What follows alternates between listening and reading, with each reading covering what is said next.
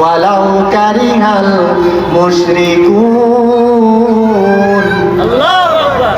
আমার আল্লাহ রাব্বুল আলামিন বলেছেন, হুয়াল্লাযী আরসালা রাসূলাহু, তিনি ওই মহান আল্লাহ যিনি তার রাসূলকে দুনিয়ার জমিনে প্রেরণ করেছেন, বিল হুদা, হেদায়েত সহকারে। জোরে কোন সুবহানাল্লাহ। হেদায়েত সহকারে প্রেরণ করেছেন। নবীকে আল্লাহ রাব্বুল আলামিন কি করেছেন? হেদায়েত দিয়ে পাঠাইছেন। অর্থাৎ নবী মানুষকে হেদায়েতের আহ্বান করব, নবী মানুষকে আল্লাহর রাস্তায় ডাকবো। জোরে কোন না সুবহানাল্লাহ। লিইয়ুযহিরাহু আলাদ দীনি কুল্লিহি ওয়ালাউ কারিহাল মুশরিকুন। আমার আল্লাহ রাব্বুল আলামিন বলেন, হে আমার হাবিব, আপনাকে এমন একটা দিন দিলাম, আপনাকে এমন একটা ধর্ম দিয়ে দিলাম, যে ধর্মটাকে আমি আল্লাহ রাব্বুল আলামিন সমস্ত পৃথিবীর সমস্ত ধর্মের উপরে বিজয়ী করে দিয়েছি। যেরকম সুবহানাল্লাহ। ইসলাম যে সমস্ত বিজয় ধর্মের উপরে বিজয়ী, আপনারা খুশি না বেজা? আলোচনা বলেন আলহামদুলিল্লাহ। মুসলমান হওয়া এত সহজ কথা না।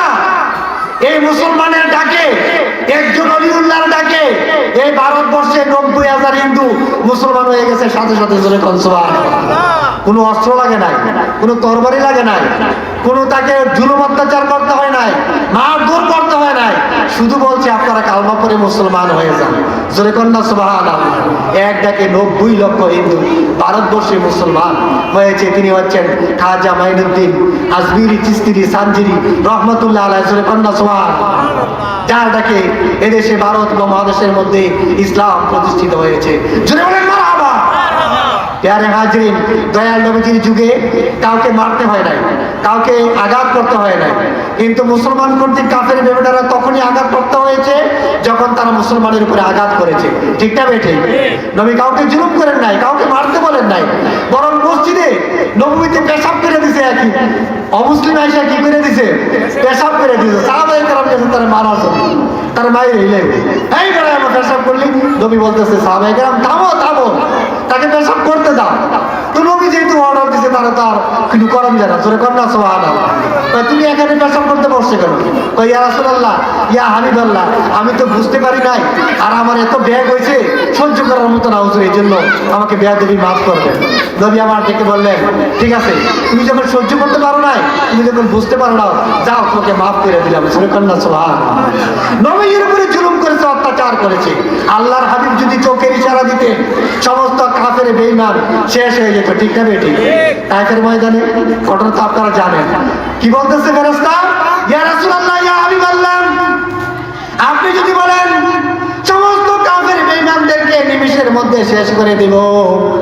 নবী আমার ডেকে বলে, ও ফেরেশতারা, আমার আল্লাহ রাব্বুল আলামিন আমাকে রহমাতুল লিল আলামিন বানাইয়া পাঠাইছে, মানুষকে মারার জন্য পাঠায় নাই। আর যাদেরকে তোমরা মারতে বলতেছো, একদিন হয়তো তারা পরে নিবে কালমে তৈয়বা লা ইলাহা ইল্লাল্লাহু মুহাম্মাদুর রাসূলুল্লাহ সাল্লাল্লাহু আলাইহি ওয়াসাল্লাম। জোরে কোন না সুবহানাল্লাহ। তো নবীর উপরে অত্যাচার হয়েছে, জুলুম হয়েছে। নবী কি কাউকে মারছে? কাউকে ধমক দিছে? আঘাত করছে? আঘাত করে নাই।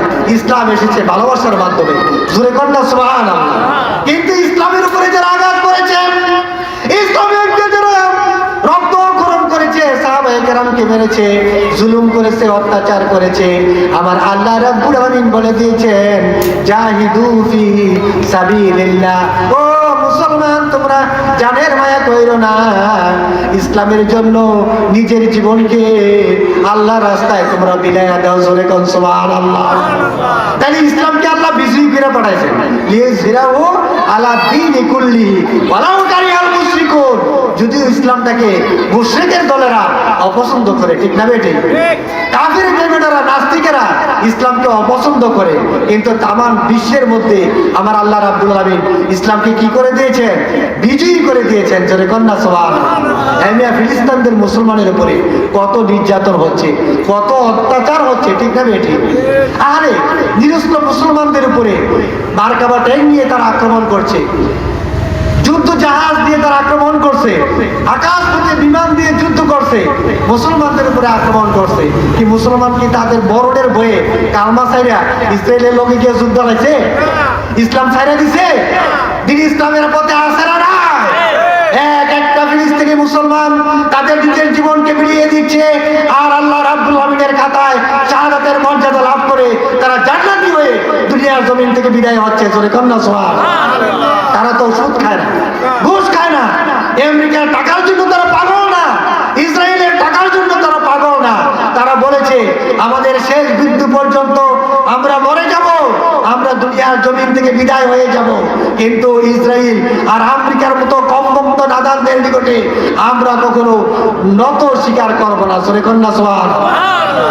এখন যদি বাংলাদেশে আসেন, মুসলমান ভাইরা, তোমরাও কাফের বেঈমানদের বিরুদ্ধে যুদ্ধ করার জন্য প্রস্তুত হইতে হবে। আমরা রাজি আছি না নাই? নারায়ে তাকবীর, নারায়ে রিসালাত। একটু হাত তুলে আমরা আল্লাহকে দেখাই। নারায়ে তাকবীর, আল্লাহু আকবার, নারায়ে রিসালাত, ইয়া রাসূলুল্লাহ। জিহাদ জিহাদ জিহাদ চাই, জিহাদ করে মরতে চাই, জিহাদ জিহাদ জিহাদ চাই, জিহাদ করে মরতে চাই, জিহাদ জিহাদ জিহাদ চাই, জিহাদ করে মরতে চাই। সবাই বলেন আলহামদুলিল্লাহ। প্যারে হাজিরিন, মুসলমান কখনো কাউকে আঘাত করে না, ঠিক না বেটি? কখন আঘাত করে? যখন তাদের উপরে আঘাত হয়ে যায়। সেই জন্য আল্লাহর নবী সাল্লাল্লাহু আলাইহি ওয়াসাল্লাম ইসলাম প্রচার করেছেন কাফের বেঈমানদের নিকটে, তাদেরকে ভালোবাসা